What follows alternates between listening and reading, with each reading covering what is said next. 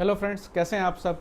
उम्मीद है आप सब अच्छे होंगे और अपने प्रोफेशनल लाइफ में काफ़ी अच्छा परफॉर्म कर रहे होंगे। जैसे मैंने अपनी लास्ट वीडियो में बताया कि हमने 1991 एरा को चूज़ किया है अपने लाइफ एक्सपीरियंस और अपने प्रोडक्ट, किस तरह से प्रोडक्ट उस टाइम पे मार्केट में थे और किस तरह से हमारी मार्केटिंग ने इन प्रोडक्ट को प्लेस किया और इन प्रोडक्ट्स ने किस तरह से हमारी मार्केटिंग या सेल्स को अफेक्ट किया। तो आज मैं आपसे जो बात करने जा रहा हूं, जैसे मैंने आपसे पिछली बार भी बोला था, मैं आपसे कुछ डॉट मैट्रिक्स प्रिंटर्स के बारे में बात करूंगा जो हम लोग उस टाइम मार्केटिंग करते थे क्योंकि हमारे पास उनकी डिस्ट्रीब्यूटरशिप थी।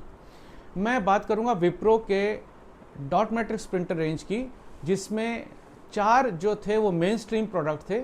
जो मेन स्ट्रीम प्रोडक्ट थे उनमें अगर मैं शुरू करूं, जिन्होंने मार्केट में कहें तो अपना एक ट्रेंड बनाया हुआ था कि अगर किसी को प्रिंटर्स चाहिए डॉट मैट्रिक्स और रिलायबिलिटी वो देखता है, थोड़ा सा पैसा खर्च करता है, तो विप्रो की एक बहुत अच्छी रेंज उस टाइम हम लोग देते थे। इसमें सबसे पहला नाम जो मेरे जुबान पे आता है उस टाइम, एक अन चैलेंज 80 कॉलम प्रिंटर LX 800 हुआ करता था, जो 9 पिन 80 कॉलम और 200 CPS का मतलब है करेक्टर पर सेकेंड, जो उसकी प्रिंटिंग स्पीड होती है। ये एक ऐसा प्रिंटर था कि बाय डिफ़ॉल्ट अगर किसी को 80 कॉलम में रिलायबल प्रिंटर चाहिए तो LX 800 was the choice. Second printer was FX 105, जो कि 9 पिन 136 कॉलम में फुल ब्लीड जो होता है उसके लिए था ये, और ये था 240 CPS में। और इसकी खासियत ये थी कि ये 7 या 8 फॉन्ट स्टाइल में अलग अलग प्रिंट करने की कैपेसिटी रखता था। तो यहाँ से 136 कॉलम की रेंज शुरू होती है। इसके बाद जो नेक्स्ट प्रिंटर था, that was really a work house for any organisation which has got a prolong printing application. उसको जो नोमेनक्लेचर था, जो उसका मॉडल था, वो था EX 1000। अगर किसी को रिलायबल प्रिंटर 136 कॉलम में मल्टी पार्ट भी प्रिंट करना है, सिंगल पार्ट करना है, तो अगर EX 1000 उसके जुबान पे नहीं आता तो इसका मतलब या तो उसको मार्केट में DMP की रेंज पूरी पता नहीं या उसकी कुछ स्पेसिफिक चॉइस होगी। So it was the obvious choice of most of the people. ऐसा नहीं है कि कंपटीशन नहीं था, TVS के बहुत सारी रेंज थी जो इस कंपटीशन में थी। तो ये था 9 pin 136 column 300 CPS work house. इसके बाद जो चौथा प्रिंटर था वो नियर ग्रेटर क्वालिटी के लिए था, जहां आपको प्रिंटिंग के साथ साथ जो प्रिंट है वो एक अलग डिस्टिंक्ट तरीके से देखने को मिले, जिसमें आप कैरेक्टर्स को, अलग अलग फॉन्ट्स को बहुत ही बढ़िया तरीके से प्रिंट करते हैं। उस प्रिंटर का मॉडल था LQ 1050, जो कि बाद में LQ 1050 प्लस या प्लस प्लस करके दूसरे अपग्रेडेड वर्जन में भी आया।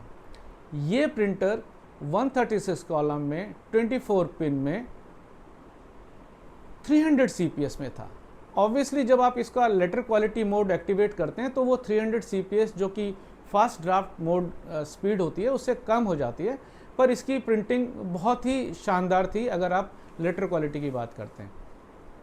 ये तो 4 प्रिंटर थे जिनमें एक 80 कॉलम और 3 136 कॉलम थे जो मेन लाइन एप्लीकेशन के लिए थे। उसके अलावा हमारे पास में 2 ऐसे प्रिंटर थे जो कि आप ये कहें कि जिनके पास कंटिन्यूस वेयरहाउस प्रिंटिंग या कुछ ऐसी एप्लीकेशन जहां पर आपको परचेज और सेल्स, इसका पूरा रिकॉर्ड शाम को निकाल के MIS के तौर पे रखना है। और उन एप्लीकेशन में एक एप्लीकेशन बहुत ही स्ट्रॉन्ग डिमांड करने वाली थी, वो थी रेलवेज की चार्टिंग एप्लीकेशन। तो इस एप्लीकेशन के लिए हमारे पास में एप्सन के 2 प्रोडक्ट थे, जिसमें पहला था 560 CPS 136 कॉलम 9 पिन में DFX 5000, और इसी का एक दूसरा वर्जन, ये बॉक्सी नेचर के थे, मतलब बिल्कुल देखने में एक बॉक्स की तरह लगता था, और इसको टेबल के ऊपर एक स्टेबल तरीके से रखा जाता था क्योंकि चलते हुए काफ़ी वाइब्रेशन करता था, क्योंकि स्पीड 560 CPS इसकी थी DFX 5000 की। इसके बाद इसका बिग ब्रदर DFX 8000, जो कि फास्ट स्पीड मोड में 1066 CPS की स्पीड पे प्रिंट करता था। और हमारे लिए रेलवे का एप्लीकेशन इसके लिए एक स्टैंडर्ड क्लाइंट था। दो ऐसी बात नहीं है कि इसका कोई कंपटीशन नहीं था, हमारे पास में लिपि के, टीवीएस के और दूसरे बैंड प्रिंटर्स भी थे जो इसके टफ कंपटीशन में थे, पर 1066 के साथ में ये एप्सन का एप्सन का नहीं बोलेंगे, ये प्रिंट्रॉनिक्स का था, सॉरी मेरी गलती है यहाँ पे। DFX 5000 और 8000 जो है वो प्रिंट्रॉनिक्स के थ्रू विप्रो डिस्ट्रीब्यूट करता था, और ये सारे के सारे पैरेलल पोर्ट पे काम करते थे। सीरियल पोर्ट और पैरेलल पोर्ट अब शायद क्योंकि USB आ गया तो इन एप्लीकेशंस की बात नहीं होती और धीरे धीरे ये ख़त्म भी हो गए। तो DFX 8000 जो था वो 9 पिन 136 कॉलम 1066 CPS का प्रिंटर था, स्टेबल प्रिंटर था, और सबसे बड़ी जो डिफ्रेंशिएटिंग फैक्टर था, ये लाइन मैट्रिक्स प्रिंटर था, और इसके कंपटीशन में जो दूसरे थे वो बैंड प्रिंटर हुआ करते थे। मतलब वो एक बारी में एक पूरी स्ट्रिप छापते थे और उसके बाद वो नेक्स्ट लाइन पे आते थे, जबकि ये प्रिंटर डॉट मैट्रिक्स की तरह एक लाइन में अलग अलग कैरेक्टर को एक ही बारी में प्रिंट करता था, एक एक करके, जैसे डॉट मैट्रिक्स प्रिंटर में होता है। तो ये कुछ प्रिंटर थे, ये सारे के सारे पैरेलल पोर्ट पे थे और एस्केप P2 एप्लीकेशन पे चलते थे, जिसको Epson standard code for printing एक डिफ़ॉल्ट जो था वो ड्राइव करता था। तो ये जो डॉट मैट्रिक्स प्रिंटर थे उस टाइम पे अपने एप्लीकेशन के लिए अगर कहीं पर एक कंप्यूटर भी जा रहा है तो आप मान के चलिए कि उसके साथ में एक डॉट मैट्रिक्स प्रिंटर जरूर जाएगा। अगर ऑर्गेनाइजेशन छोटी है तो वो 800 LX 800 या उसके कंपैटिबल जो दूसरे ब्रांड के प्रिंटर थे उनसे अपना काम चलाता था, जो 80 कॉलम के होते थे। और अगर ऑर्गेनाइजेशन थोड़ा बड़ा है और वहाँ उसकी एप्लीकेशन प्रिंटिंग की ज़्यादा है, 2-3 घंटे से ज़्यादा है, सुबह चलता है, दोपहर चलता है, शाम को चलता है, फिर रिपोर्टिंग छापता है, तो वहाँ पर ऑब्वियसली चॉइस 136 कॉलम प्रिंटर की होती थी, जिसमें अगर स्पीड मैटर करती है तो 9 पिन चूज़ करते थे कस्टमर, और अगर स्पीड के साथ साथ कहीं कुछ ऐसी एप्लीकेशन थी जहाँ उनको लेटर क्वालिटी पे बहुत ज़्यादा ध्यान भी देना पड़ता था स्पीड के साथ साथ, तो obvious choice was 24 pin. 24 pin में विप्रो के साथ साथ TVS और दूसरे जो ब्रांड है उनके प्रिंटर्स भी थे।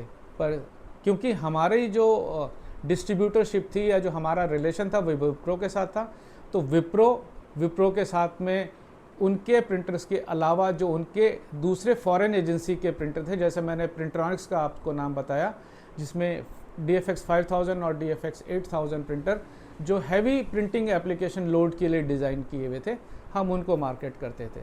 और इन प्रिंटर्स के साथ में बहुत ही एक ऐसा टाइम आया, अब ये लर्निंग वाली बात है।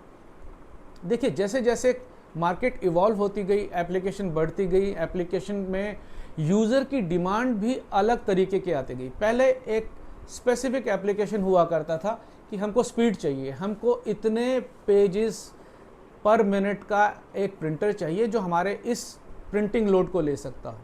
तो obvious choice was dot matrix printer.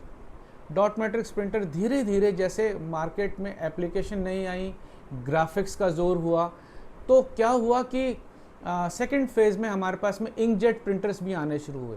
Inkjet printers का जो कंपटीशन था एप्सन की तरफ से वो पीजो इलेक्ट्रिक टेक्नोलॉजी बेस्ड था, जिसका मैं अगले वीडियो में आपसे डिस्कशन करूंगा। तो इंकजेट जो था वो HP की तरफ से था, और इसके कंपैटिबल दूसरे ब्रांड में भी थे, जैसे मैंने बताया एप्सन का पीजो इलेक्ट्रिक था। और इसके साथ साथ फिर धीरे धीरे पॉज प्रिंटर भी आए, थर्मल प्रिंटर भी आए, और एप्लीकेशन जब ऐसी चेंज होती गई तो ऑल ऑफ सडन हमने देखा कि ये जितने भी डॉट मैट्रिक्स प्रिंटर हैं इन्होंने अपनी इंपॉर्टेंस लूज़ कर दी, जबकि एक टाइम पे इनके बिना इंडस्ट्री में किसी भी कंप्यूटर का होना या ना होना बराबर था, जब तक उसके साथ एक प्रिंटर अटैच ना हो। वही बात हमारे कैरियर पे और हमारे जो स्किल सेट है उस पर भी लागू होती है। आपने कई इंडस्ट्री में देखा होगा, और कई इंडस्ट्री की बात तो हम बाद में दूसरे वीडियो में करेंगे, बट अगर हम IT इंडस्ट्री की बात करें, और IT इंडस्ट्री में अगर आप रेगुलरली अपडेट नहीं करते हैं अपने को, या आप जो एप्लीकेशन ट्रेंड है उसके हिसाब से अपने को डिज़ाइन नहीं करते हैं, तो आप बहुत जल्दी अपनी इम्पोर्टेंस खो देते हैं। और वही हुआ डॉट मैट्रिक्स प्रिंटर्स के साथ, क्योंकि उनके पास इस रेंज में मैन्युफैक्चरर के पास एक लिमिटेशन थी। उनके पास सिर्फ ऑप्शन था कि वो आपको मल्टी पार्ट एप्लीकेशन दे सकते थे, वो आपको सिंगल पार्ट दे सकते थे, वो आपको 80 कॉलम और 136 कॉलम की प्रिंटिंग एप्लीकेशन दे सकते थे, पर कहीं भी वो ग्राफिक्स स्पेसिफिक एप्लीकेशन या कहें कि ऐसे वातावरण में जहाँ पर आपको शोर नहीं चाहिए, क्योंकि जब डॉट मैट्रिक्स प्रिंटर चलता था और ख़ासकर हाई स्पीड वाले, तो वो एक अलग किस्म का नॉइज़ क्रिएट करता था। अगर हम 80 कॉलम की भी बात करें तो जब वो हेड मूवमेंट होता है प्लैटन पे, तो उसकी एक अलग आवाज़ होती है। तो डॉट मैट्रिक्स प्रिंटर के साथ में एक जो माइनस पॉइंट था कि वो थोड़ा शोर करता था। अब जो एप्लीकेशन आनी शुरू हुई या जो अब मार्केट इवॉल्व हुई, वहाँ शांत वातावरण में चुपचाप से बहुत बेहतरीन क्वालिटी की अगर ग्राफिक्स दूसरी प्रिंटिंग एप्लीकेशन के साथ चाहिए, तो वहाँ पर डॉट मैट्रिक्स प्रिंटर्स के हाथ खड़े हो गए और धीरे धीरे ये मार्केट से बाहर जाना शुरू हुआ। और अब अगर कहीं पर है भी तो बहुत कम एप्लीकेशन में, ज़्यादातर अब लेज़र, इंकजेट और इस तरह के इम्पैक्ट प्रिंटर्स के अगेंस्ट ये जो नई सीरीज़ शुरू हुई ये आ गई हैं। डॉट मैट्रिक्स प्रिंटर को हम इम्पैक्ट प्रिंटर भी बोल सकते हैं, क्योंकि वो उसका जो प्लैटन है उस पर उसके हेड का इम्पैक्ट रिबन के थ्रू होता था, तब वो कैरेक्टर फॉर्मेशन होती थी। तो अब हमको अपने इम्पैक्ट को बनाए रखने के लिए एक ऐसे अपग्रेडेशन की ज़रूरत है जो हमको डेली बेसिस पे अपने स्किल सेट को सुधारना है। अगर हम डेली बेसिस पे अपने स्किल सेट को नहीं सुधारेंगे या उसको अपग्रेड नहीं करेंगे एप्लीकेशन और रिक्वायरमेंट के हिसाब से, तो हम भी कहीं डॉट मैट्रिक्स प्रिंटर की तरह मार्केट में अपनी इम्पोर्टेंस ख़त्म ना करते चलें और वो लोग आएँ जो मार्केट ट्रेंड के अकॉर्डिंगली हैं, अपने स्किल सेट को रेगुलरली शार्प कर रहे हैं और मार्केट के रिक्वायरमेंट को समझ रहे हैं कि अब मार्केट किस तरीके से चलेगी या मार्केट में अब किस तरह की रिक्वायरमेंट यूज़र जो है वो हमारे सामने रखते हैं।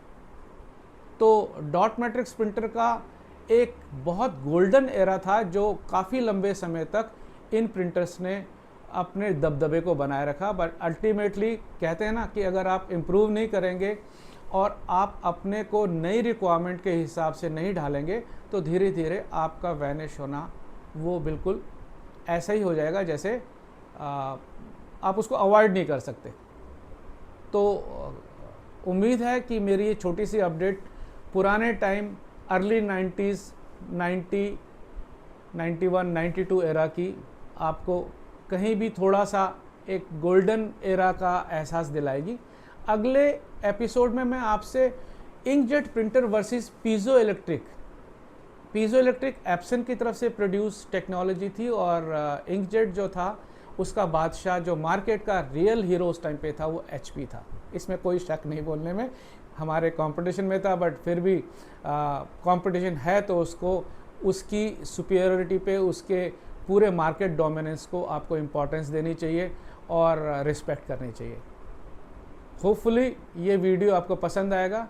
ज़्यादा से ज़्यादा IT वाले लोगों में शेयर कीजिए। जो नए बच्चे सेल्स सेक्टर में IT में आए हैं उनको शेयर कीजिए, ताकि वो कुछ हमारे एक्सपीरियंस से कुछ वैल्यू ऐड अपने में कर पाएँ। वैल्यू ऐड नहीं भी कर पाएंगे तो एटलीस्ट वो इस एरा के या अपने सीनियर्स के एक्सपीरियंस को देख सकते हैं कि इन्होंने किस तरीके से अपने मार्केट में अपने लिए जगह बनाई और जो प्रोडक्ट था उनका क्या इम्पैक्ट था हमारी लाइफ पे या हमारी मार्केटिंग पे। होपफुली आप इस चैनल को लाइक करेंगे, शेयर करेंगे, सब्सक्राइब करेंगे और सपोर्ट करेंगे, so that I can continue sharing your golden time. और आने वाले टाइम में कुछ और लोग भी जो इंडस्ट्री के सीनियर्स हैं, बहुत हैं, उनके इंटरव्यू या उनके सेल्फ मेड वीडियो भी आपके साथ में शेयर करूंगा। Till then, bye bye, thank you.